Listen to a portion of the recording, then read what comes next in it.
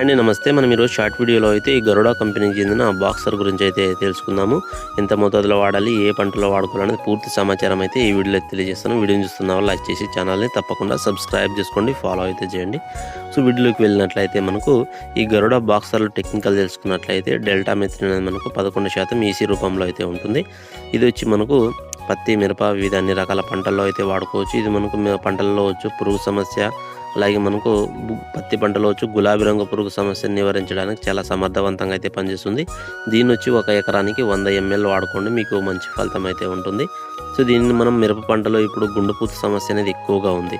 మిర్జీగ వల్ల గుండుపూత సమస్య వస్తుంది. ఈ మిర్జీగ నివారణకు అయితే కూడా మనకి ఇది చాలా సమర్థవంతంగా అయితే పనిచేస్తుంది ఈ బాక్సర్ అనేది.